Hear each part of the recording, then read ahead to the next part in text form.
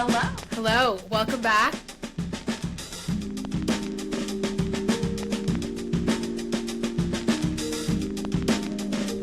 Welcome to another episode of Sound It Sound Out. out. This is our AI episode. Everybody's Yes, got to have one. everyone's got to have one. Although I had a lot of trouble finding a podcast to listen to, a podcast episode that was You said about this. AI specifically in elementary schools or in the Yeah. elementary school classroom. There's a ton of high school stuff, Yeah. a little bit of middle, but not a ton of elementary. And like when I did find things, they were very repetitive, the same ideas over and over that weren't that exciting to me. Yeah, I agree. I did find a couple things more on applications and recommendations for platforms to use, but that was really it. But why don't we start with our catch up? Yeah, it's been a minute. We took September has. off. Yeah, should we explain And that a little bit? We go into it. yeah, go I ahead. never posted anything. Apologies. But I think we Yeah, had a that's really fine. great summer. It was really fruitful and productive, and like we met a bunch of times and did like a bunch of recordings. But then September rolled around, and it was literally like I felt like I had been hit by a Mack truck with like just school and like routine and getting back into it. It was a lot, and we couldn't make our schedules match up. Which, I mean, we're people. We're just But I people. think also like it was September is like hell week, but it repeats. Like, it's like hell weeks. Over and over and over. And I mean, we knew you were going to be in the trenches in September for sure. And I assumed that I would not. And I underestimated just being a tutor. I underestimated how busy September would be for me as well. Like there was still a lot of assessments and Yeah. scheduling and juggling. And yeah, so we just, I I think really just thought like going back into school, repeating a year, like, doing the same year again, going back into the same classroom and like doing all this stuff, like it was going to be easy peasy. I feel like it was almost harder because there was like so much to do. I don't know. That's But interesting. yeah, Yeah, September was wild, but we're back. We're back we're with back. AI. My catch up, I mean, there was a lot of funny catch ups that I was tucking away for the next time we recorded, but like my hysterical millennial me ordering coffee with Gen Z barista and it going really awry. I'll like post that story on our Instagram, but you, Sure. you've seen this version of a story on your Instagram before. There's a lot of hysterical videos that people make making fun of the exact situation that I was in. But that's no longer relevant. That was like in June. But it Um, was funny nonetheless. yeah, my catch up, actually, this is interesting. I have my very first student that is my son's age. Oh, And it's kind of like throwing me for a loop. He's actually even 5 months younger oh than my Rob. gosh. And it's making me think like, wait, if this kid's parents are doing this for him, then you start thinking like, should I be doing this for my child? Right. And then, but I can do this. I'm the one doing it. But what I always assumed would happen happened. I tried to sit down with him and work on some reading instruction. You know what I went in with first, which I think this was just a bad beginning. I wanted to talk to him about his pencil grip. Jesus, Caitlin. What are you doing? That's like, no. And he basically, in his own speak, like told me to off. Yeah.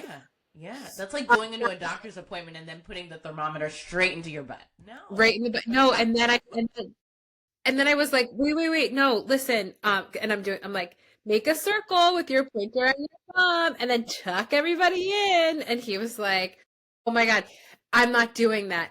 I do it like this. And then he like held the pencil, like, And then I could tell I was losing him if I even had him at all. And I was like, let's look on Amazon at pencil grips, and he slapped my laptop. So, God yeah, bless. I'll end that story by saying I'm just trusting the process. I think Yes. he's gonna be okay Yes. naturally, picking up, 10,000%. pick up, and his teachers will supplement the rest. And I am gonna just Mm-hmm. big step back.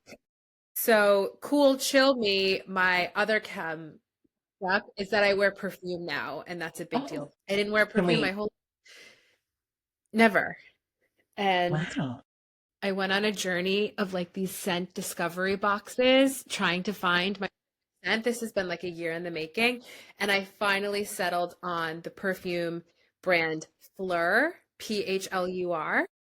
Okay. And the scent is called Missing Person. It's really good. I love that so much for you. And I didn't know. Wow, that's interesting. Yeah, you'll definitely have to put that in the Rex, our links.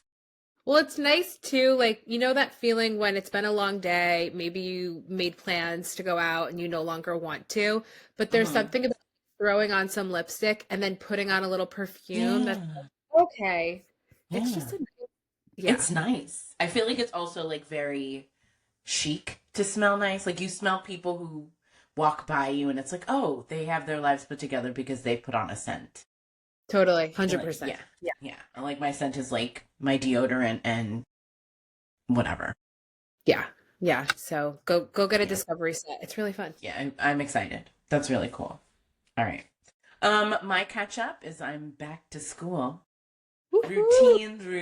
Routines. Love that. Love it for me. I missed it. I missed school. I missed the place. I missed the people, especially. I missed, just the regularity of it was great. I I wasn't gonna talk about this, but I think I am. I told you, Kaylin, and like all of my friends know, I had this massive crush on this guy at my job. He was a teacher, whatever. I'm happy to report the crush is gone. And I'm just so proud of myself because it's like, as a single person, in New York City, like it's not necessarily options, but it's just like you look up, you're like, oh, well, we're in the same job, see you every day. How convenient would that be? And then you like get to know a person a little bit, and then you're like, oh, no, no, no, no, no, no. I see you on in a totally different level now, or different like space. So yeah, I'm really proud of myself. Did something Because happen specifically that he gave you the ick, or did it just wear off? hold on, my mom literally just sent me a text, and it says Diane Keaton died, and we have to. I My that can't God. be true. Breaking news. Wait, what? How old was she? She was like a baby. Hold on, now she was only Diane, 79. what happened? What happened? No, she's not done yet. 79. She was Oh my, 79. What? what dies at 79? Oh, no, really? Further details not available at this Oh time. my God. Okay, now I'm gonna. Man. She was like one of, as it like growing up, one of my absolute, all of her movies I loved. Baby Boom was like a huge one that I just, and it's like talking about like being a single person and kind of like navigating yourself in that life. I Yeah. remember watching Baby Boom and kind of being like, she had to like, she decided to throw it all away and like be this risk taker. Now I'm gonna cry. Oh, I Oh, wonder Diane Keaton. for my mom to text me. So sad. It's so sad. Oh, God bless. Oh, her Wikipedia is already turned into a was. Oh my God. A Yeah. woman 79. Yeah. I don't like that. That's really sad. Like I feel like she had another movie coming out, you know? Same. I thought she had so much. Oh, she's writing me back, my mom. Oh, bless. And she was doing music too. She just had, I don't know if she just started, but I feel like that was something. She had a great voice. Yeah, people are already like putting it out. My mom says she found it on Facebook. So she's like, I'm not sure if it's true. My mother is the news reporter of my life. Thanks, Luce. Oh, man. All right. Well, All right. Well, there you go. I don't remember what I was saying. how do I we I how do we think it get was back? just I know. How do we come back? And then my last thing is that I threw my back out. And it made me realize I'm getting older. Yeah. Because I Yeah. was in bed too long reading, which is also my catch up. Yeah, Right. no, I was in bed last weekend trying to finish this book, Quicksilver by Callie Hart. Oh my god, amazing. Love you, Callie. And I didn't want to move position, but I felt like something was wrong. And Mm-hmm. then I like went to bed and slept on it even worse, and it woke up and I was just like, I couldn't move. That's terrible. Shout out to Instagram though for all the exercises that I found on helping my lower back. So thanks to Instagram. And that's it. That's all I've got. All right. I've got my fave and rec. Yeah, It's do it. just it's a combo of both. I have two books that I got. Oh, look at you. I like just bring books.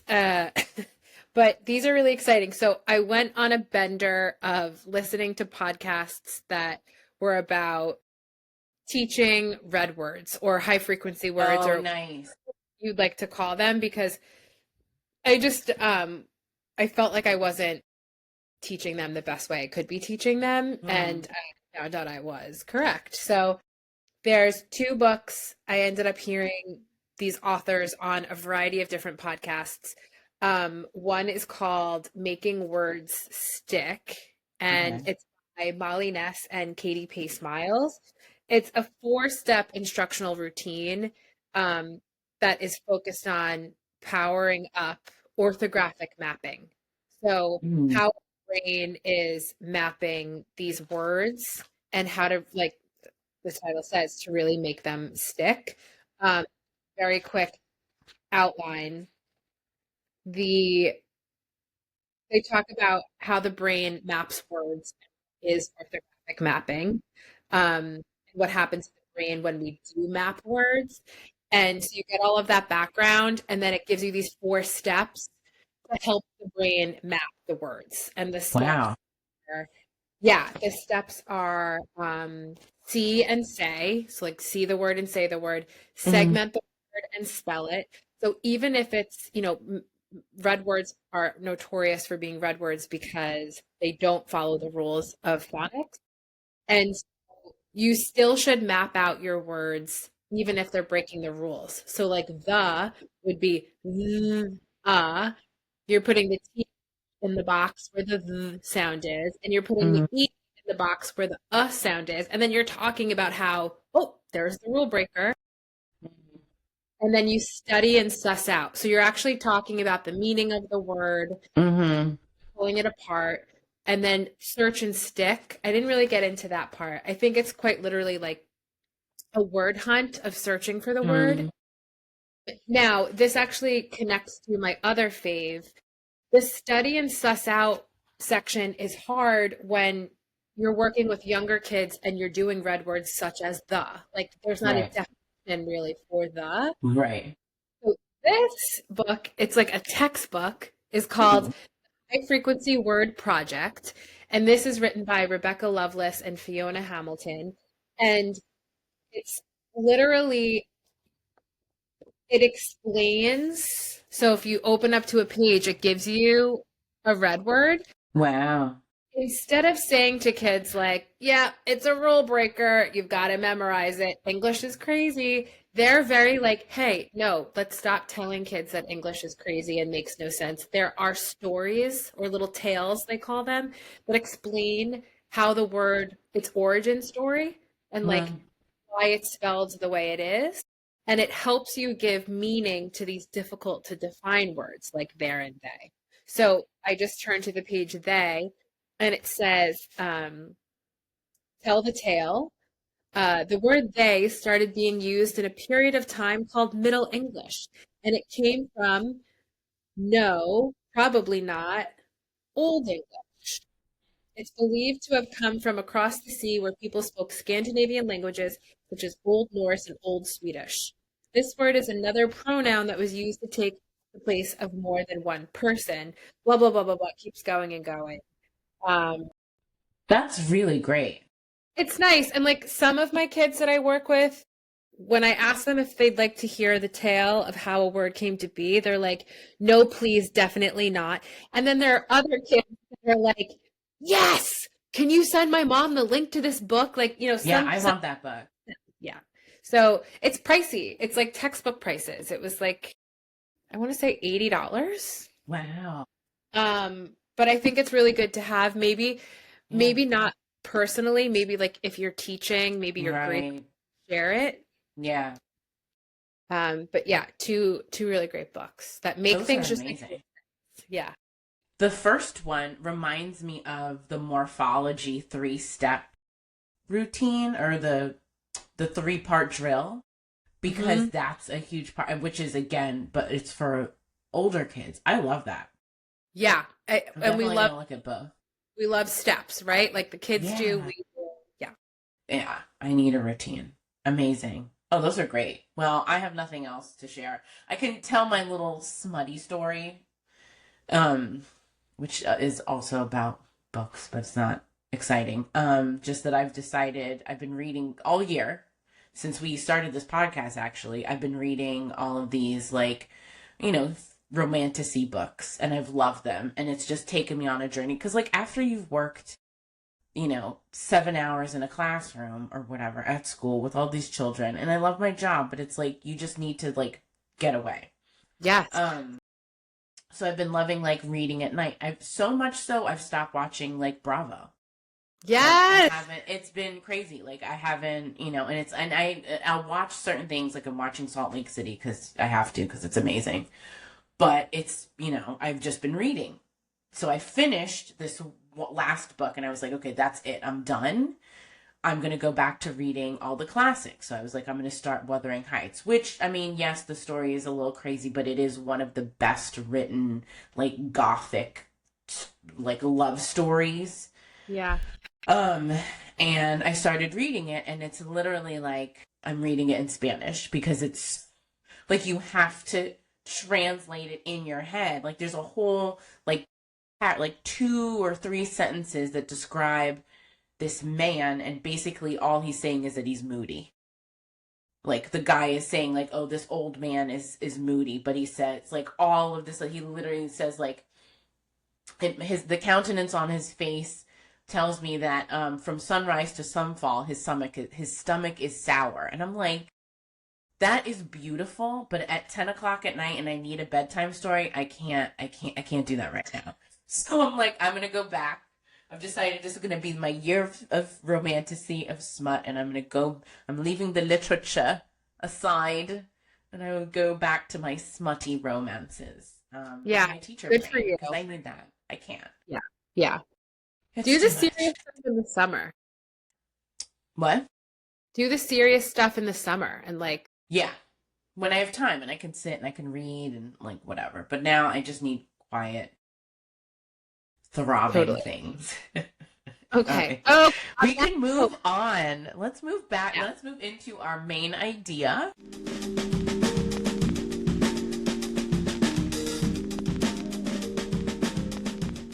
which Yes. is our AI episode. Let's do it. Let's do it. Um, So, first section, we're going to talk about just some fun facts or myths that need to be debunked about AI. And then we have AI in application. So, some ways mhm. that we're using AI in the classroom or in reading instruction, and then ways that we've heard that colleagues or other teachers are. Um, Yes.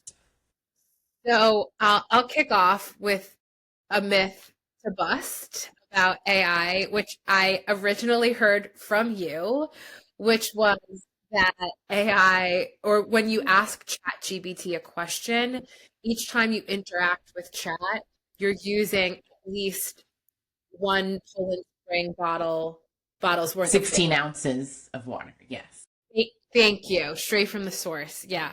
And that really haunted me. I mean, like I would first I would be wary of using chat at all because of that. And I would say, like, let's just go to Google. Why do we need chat? And then as my relationship with chat evolved and I started to realize that there were ways to use chat that were wonderful and different than just Google search, Mm-hmm. um, I thought, like, how can I trim down what I'm saying? And so there was no like, hey, chat, how do you blah, blah, blah.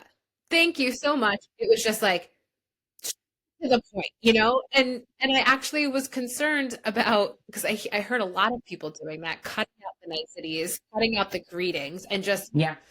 very rudely speaking to their phone or computer. And I was concerned if our children are overhearing us engaging with chat all the time in this very rude way, is it going to affect them? Anyway, I got off topic. Myth debunked.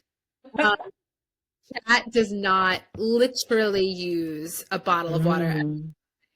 Mm-hmm. So when you use chat, your message is processed in a data center and like a huge building full of powerful computers. And those computers use electricity and get hot. So they do need to be cooled, often with water or air cooling systems. Um, but many, wait, I'm actually using chat to answer this question. Um, Many AI companies, including OpenAI, are working on greener data centers using renewable Yes. That's energy also and what I. a closed loop water system that recycle water instead of wasting it. So, like, yes, it's still using the water, but it's reusing the water. We're not, killing a water bottle every time. So while there is an environmental impact, it's much smaller than one water bottle per chat. Thank God, because that really had me concerned. So we can say please and thank you to our chat bots. Yes. Well, that was something, yeah, that I had heard as well. That it said they had said, hold on, that you don't have to be nice to chat. You can just be straightforward, which I feel like me as a person, it's very hard for me to be not say please and thank you. So Lucy should be really proud because she's taught me well. But now I kind of practice, just like create or generate or design, and I just give it a command verb instead. Okay, mine was that AI will take over jobs or other jobs or teacher jobs. And let me see if I can find. Okay, so I found an article. I'm trying to find it. It was from Forbes, and it said it's not going to replace professions, but what it is doing, it's automating tasks, and I think that's something that we can really connect to as teachers. Is that there are a lot of times we need to create resources, and that in itself is task oriented. So it's like create a worksheet or, make a slideshow or whatever and like have specific content in it. And the great thing about AI is like we can have it do that for us instead of like making it ourselves, and it saves time. So AI is automating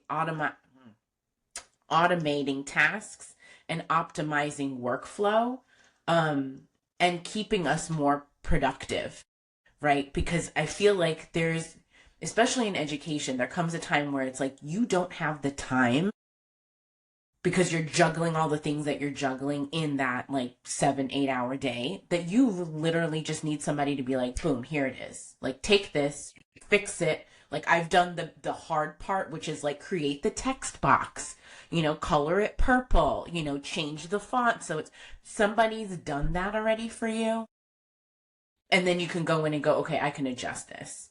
And I think that's what they're kind of saying about it can't replicate creativity. It's not always accurate. So all of those things are things that uh human human innovation can't take away, or AI can't take that away from what we do as humans, right? Our innovation is singular, and so AI can't replicate it. So yeah, so it's not going to take over your job, teacher or otherwise. Another big myth I kept coming across was AI causes students to cheat. Hmm. Huge fear. And I mean, it's so interesting when AI first or Chat GBT first came out. It's not like when AI first came out because we've been integrating with AI for quite some time. But I think like when Chat came out, people Yeah. really freaked out, and it's a myth because people worry that AI tools like ChatGPT will, I think the most common thing is write essays or solve Hmm. problems. Will just stop thinking for themselves and just use it to cheat. But I think, we've been here before just with different tools, right? Like Right. cheating is not a behavior. I mean, cheating is a behavior, it's not a technology. Right. AI doesn't make someone cheat more than a calculator could, or spell check could, Right. or Google search engine could, right? Like when search engines first came out, I bet teachers were having the same conversations, but like insert Google search or Yahoo search. Remember that? Oh my God. Yes. It's Yahoo. throwback. And so it's how the person uses the tool that matters. Exactly. Um, there's some arguments that I enjoy that say AI can actually reduce cheating because it's increasing engagement. This is like very Hmm. PYP centric, right? Like the whole point of student centered learning is to increase enthusiasm and engagement so that students are motivated to learn. Some teachers will use AI to create like unique, one of a kind tasks that make cheating impossible, Right. local data or I don't know, student chosen topics. And like with anything else, it's just another opportunity to teach like digital literacy or AI literacy. Yeah. So And instead that of was like, yeah. yeah. All I was going to say is exactly that. I think what AI is doing is giving us an opportunity to teach children exactly that, like digital literacy and being a discerning student of how are you getting your data? How are you getting your, doing your research? Is this a viable source? Right? Because that's the whole thing of it is like, and that was actually something that my co-teacher and I were talking about the other day and going, because we're our new unit that we're starting is how we share the planet. And we're doing endangered species. And so the students have to do research and they're going to do informational paragraphs as the writing unit. Anyway, so we were talking about like how we have all these different websites and our librarian who's amazing, she has collected all of these like websites the kids can go on and use to pull right their research from, and we have books as well. It's not like we're just using one or the other. But one Right. of the things we found really interesting was like they could do this on chat. Like they could go into chat gpt and be like, give me all the information you have on black rhinos. Mhm. And then okay, fine, so they get that. What would the next step be, or how would they be able to use AI and or just the internet in itself, not just to go on and suss out the information, because then this is the next step that I'm getting to is taking notes, because note taking is a huge part of research, right? And it's reading and it's finding main idea and finding all those, details and scaffolding and evidence and all that kind of stuff. How would they? Because ChatGPT could do that for you, like give me notes on an article about elephants or the Mhm. black rhinos, right? So then we're taking out a step from the kids from what they need to actually do. So ChatGPT could actually help students take notes. And so it's how do we teach them to use it as a resource effectively as opposed to like bypassing that altogether and just being like, oh, they're eventually going to use it. But it's kind of doing the scaffolding of being discerning in doing that. I think we're actually those are our facts, and or those are our really just Yes. our myths that we would like to debunk. But I'm glad that we only have those three because I feel us getting into the Yeah. application part anyway. So Shanita and I just we created this podcast to hold ourselves accountable for Yeah. learning new things related to us. And So, we wanted to not only provide a potential audience with takeaways, but we both wanted some new takeaways as well. And I know when I'm looking for a podcast episode related to my profession, I want takeaways. So hopefully this gives some specific ideas, tools, whatever. My most recent, most exciting, not most exciting, but one way that I am currently working with chat, we're actually co-creating a handwriting sequence. And this came about because I'm in a place where I've been exposed to so many different kinds of curricula for teaching phonics. And I've Mm-hmm. also a lot of curricula for teaching handwriting. And the blessing is that there's a lot of things from all of them that I really like. But the curse is I sometimes feel overwhelmed in just bringing a lesson to the table that's in a scope and sequence because I have so many ideas that I want to grab and I just get overwhelmed. Right. I get I that. time chat and I sat down the other day. I had an hour and I just like talked to chat about all the stuff I like and what I ultimately want to build. And chat was like, I got you. And what I was most impressed with was the back and forth that was happening. Mm. Chat saying, here's what I hear. Here's my first set of deliverables. Mhm. Can you check on all of them and, give me a thumbs up or not? And so we went back and forth multiple times. And I now have, well, chat is creating the scope and sequence that has like even down to the pages I'll print with the handwriting lines. Some Mhm. curriculums use the skyline, the worm line, the grass line. Some use house lines. We're doing house lines from Orton Gillingham with a little bit of foundations, activities that I enjoy. Um, Whatever. Long story short, I now have this really big, like 60-page document that would have taken me forever. To be Yeah. honest, it probably never would have happened because it's not an efficient way for me to use my time. That's amazing. And the fact that you're like, I like how you also say, I'm chat and I sat down. Yeah. And it makes me think of like all my Marvel fans out there, so just me talking to myself. Jarvis, Iron Man's like to like do all of his work. He worked with a machine, and his name was Jarvis. I loved it so much, and I just love that you keep calling him that. A colleague calls chat Chad. Like bring these massive, and I think sometimes they feel like almost impossible. Like the amount of time that it would take me to create this or do this, it just makes it easier. It's a tool. And I feel like that's like the biggest thing that I think the takeaway is like use it as a tool. So this summer I used it because I had a number of students that needed OG, but also I was helping with math.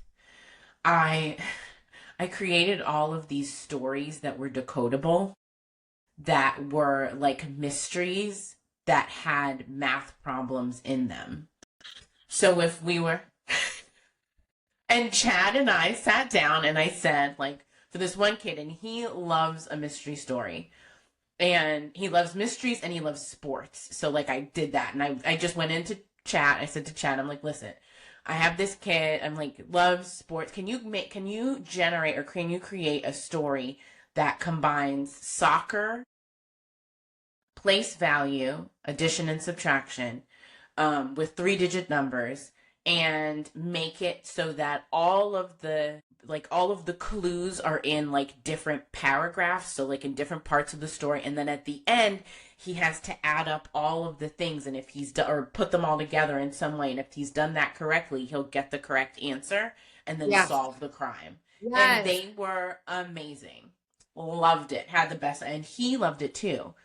It was really funny. So he was like, and then I felt awful because, and this is like a little cheeky, and I hope he never hears this, but he asked me, he's like, wow, you made this? And I was like, yeah. I didn't say I did it. I mean, That's a really interesting point. I hadn't thought of it when I was just explaining the curriculum that I designed. And at the end, chat kept asking for approvals, and one of the approvals was, can I add a cover page that says this is designed by Kaylin Kiefaber? And I was like, yeah. But like, is it mine? Because we're pulling from other people's ideas. So there Right. does need to be like a works cited, if you will. Right. I felt like that was like a big one for me, is like taking that credit. But then also I'm like, I feel like it's taking from data, right? So a lot, and then like you can go in and it'll like, there's like a little link icon that you can look at and like click on, and it'll show you like where it got the information. Um Yes. That, so yeah. that, And I yeah. And I think that, yeah, that was it. I think the other thing that I did this summer was also just like, it was really in creating those word lists and passages for OG students who need to like find read words in context. Huh. And again, I made like, Ooh. this kid loves Minecraft, and I like made all of these like Minecraft stories because I didn't know a lot about Minecraft. I know a little bit. Um but just like using that and then having her be able to like decode them or find similar words, and I would say, here is the word list that I'm using with the student. Can you find me words that are similar in nature, and then put them together in this story, because she needs to work on breaking them down and reading them out loud. And it was amazing. I mean, I'm literally typing into my to-do list for work right now, create decodable stories with red words integrated for Noah. And then in Yeah. parentheses, I put, and every other student. Like, Yeah. this is such a It's good idea. it's so good. And like, they're really good stories too. Like, there was one mystery, and it was because termites were eating it. Oh, hi, who's that? Yes. Yeah. Our special guest, Rye and Lola Kiefaber. Yes. And the whole family is here. Oh, they're here to ask where the lollipops are. Oh, where are the lollipops? So sweet. Will you say hi to say hello, sound it out, audience? Hey. Well, the lollipops Hey, are. Legs. You guys need to apologize to Shanita because she's our editor, so she's the one who's going to have to handle this. You don't have to. I don't want to sound it out. You want to say something to the microphone? No, I do. While we're talking about ChatGPT, something I came across. This was listening to a podcast episode about chat in elementary schools. And so I'm going to tell this story, but it's a retell of somebody else's story. So I will link it in our notes so that you Amazing. can go hear this episode that I'm retelling on your own.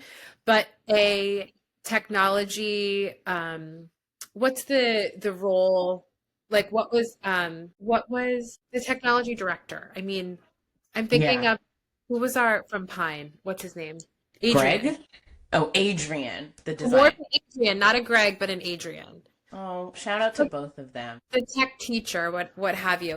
So bye, love you. Bye, I love you. She winks at me. Um, Who winked at you? okay, this woman is very impressive. I need to find her name, put all of the info in our notes, but she was one of the OG pioneers of one-to-one laptops in schools. This was happening in Oh, wow. the 80s. And shout out to, if he ever happens to listen to this, we have made it. Gary Stager, another pioneer of one-to-one computers with students, who I had the pleasure of meeting when I was working in Korea. He did a PD with our school. Anyway, she was warning of teachers like, AI is coming, chat is coming. Like, Wow. no, no. And then it came and she was like, okay, I've been collecting all the data and the research for years. Like, we're going to do this and I'm going to be there and I'm going to help you. So all of her teachers were in the fear phase of chat and AI, which we Yes. all go through. Yes. And then one teacher came to her and said, I would like to try this in my classroom. My kids are all we're learning about stars, and we are starting the unit on stars. And you put something together and make it first grade friendly. We're learning about stars, and you're coming into the classroom. And can you do it like after lunch? And they were in lunch. So the tech director was like, okay, I have a teacher that's excited to try to use this, and I can't lose this opportunity. So I've got to make it work. So she goes into the classroom, and there's it was first grade, 16 first graders with their Chromebooks. And first she's just like manically running around. She's getting ChatGPT ready. She's making sure all of the headphones are working because they're going to be able to hear and speak. Oh, wow. And she sets up chat in a way that she sets guardrails. This is the key. So she says to chat, you're going to be working with first graders asking questions about stars. I would like you to add on guardrails where you cannot let them get off topic, and it needs to be first grade Wow. friendly. Yeah. So because she set those guardrails, she puts the headphones on the kids. They start asking questions. They don't know if it's productive or not because they can't hear what's happening. So she looks at the teacher and she's like, do you think it's working? And the teacher's like, I have no idea. I can't hear. Let's bring them all to the rug. So they close their lids. They all go to the rug. Kids are saying things like, did you know the sun is a star? And did you know, I mean, I can't quote what they said because I don't know the stats, but they're quoting these facts that with just 10 minutes of engaging Right. with ChatGPT, they're quoting these facts that are incredible. And so they all leave and go to class, whatever. And the technology director says to the teacher, oh, like, did you already teach them all of those things? She's like, we did not start the unit yet. Like, she was amazed. There was also in that class a little girl who had this was a school in San Diego. A little girl had just moved to the school 2 weeks prior from Mexico and was not communicating or interacting with the class at all. And they switched her bot to Spanish. And the teacher said, Amazing. time, it's like gives you chills. It was the first time that she was doing anything communicating in the classroom. And I think the magic is the guardrails. I had not known about that feature. Me neither. I've never heard of it. It's amazing. I think we should kind of end on that note because it was such a great story. And I think it kind of encompasses everything that we've been talking about. Back to new stuff. You know what? We're wrapping up this episode, so might as well just leave them. Sorry, Shanita. Here we are. No, not at all. I just have to commend you, first of all, as a mother, to be able to like have that whole conversation and not be distracted by them at all. Like I could never. God bless you. Your brain really changes after you give birth to these creatures. It's I can see that. Ryan, what are you eating? Is that pepperoni? A fruit trip. You know, like a fruit roll up? Yeah. It's like the organic, no chemical version of that. I love it. God bless you. All right. I was gonna rattle through a list of different apps or like applications you can use with AI that I've been that I've heard from like my classroom. I think what I'm just gonna do is we're just gonna put it in production notes. Yeah. And you can go in and see them for yourself. Two things I am gonna end my part with is due diligence. It was an article I read on Edutopia just about like how to like kind of drive through all of this information we're getting about AI, and it's just basically all it says in the end is do your due diligence. Play with it, try it, do it, go forth. Like, don't be afraid. Be hesitant, but I think it's really just do your due diligence, do your research. Explore things before you make an informed decision. I think that's like the biggest thing, and just like give it a go and don't, because I was one of those people, and like I had a whole story that I was going to tell about how I thought AI was like not, like I didn't believe, I was like, no, it's not going to work. It's awful. It's a machine. We are people. But it's not that. It's a tool. Yeah. It's like, yeah. It's a tool. I have to add on one more Yeah. thing. This was in the same episode that I referenced, that story of ChatGPT with guardrails. The technology, I am just gonna say, for those of you who aren't watching, I have to set up this scene. So Kaylin is sitting there. She has her two kids, like holding her, sucking on lollipops. One is playing with a tassel from like a curtain, and then the dog every once in a while. It's like just. I have orange lollipops. Thank you Ryan. for Yes. for our audio listeners. Thank you. Okay, but guys, this is important. I thought this was a really great tip.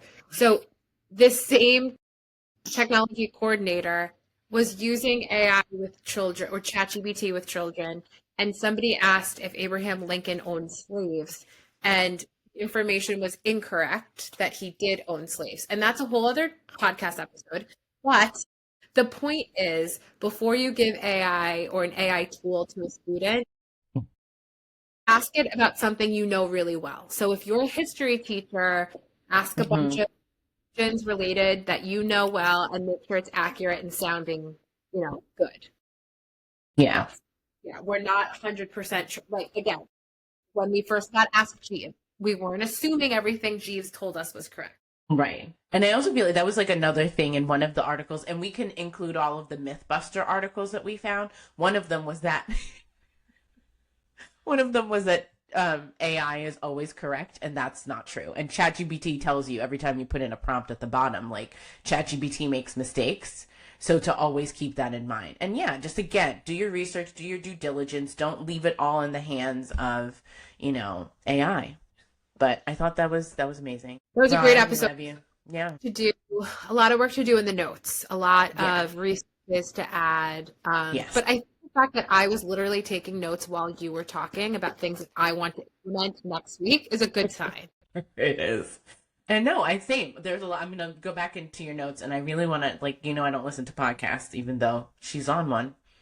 I really want to listen to that one about what that teacher was doing. Oh my God. I love you guys so much. I don't know how you do it, because I would be so distracted all day long by my own children. I'd just be staring at them like, I love you. You're so cute. Oh my gosh. Pops are for licking. Don't you? Lollipops are for licking. Should I like that's that. Lollipop too? Oh my gosh. All right. I think that's it. Dan, I love you so much. Everyone, I love you so much. thoughts. No, I think it's amazing. I think this is great. And yeah, stay tuned for our next episode of Sound It Out. Bye. Sound it Go to our out. website, go on Instagram, and yeah, exciting. What? Say that again, Ryan. I didn't hear you. Sound that out. I love you. Love you guys. Thank you for listening to the Sound It Out podcast. Episode 7, AI in Education. With your hosts, Kaylin Kiefaber and Shanita G. Gutierrez. With special guests, Rye and Lola Kiefaber. Produced by Kaylin Kiefaber, and Shanita G. Gutierrez. editor Shanita G. Gutierrez. Music by Shanita G. Gutierrez. graphic design Marie at MRKTTNR at Fiverr. In memory of Diane Keaton. And thanks to you for listening to the Sound It Out podcast. You can find us on Instagram at the Sound It Out podcast, or on our website at thesounditoutpodcast.com. bye. Bye, Lex. Have a great afternoon at the dumpling place. Eat dumplings for me. Great afternoon. All right, I'm hitting. Yeah, go. I love you. This was great. And don't forget to tune in And sound it out.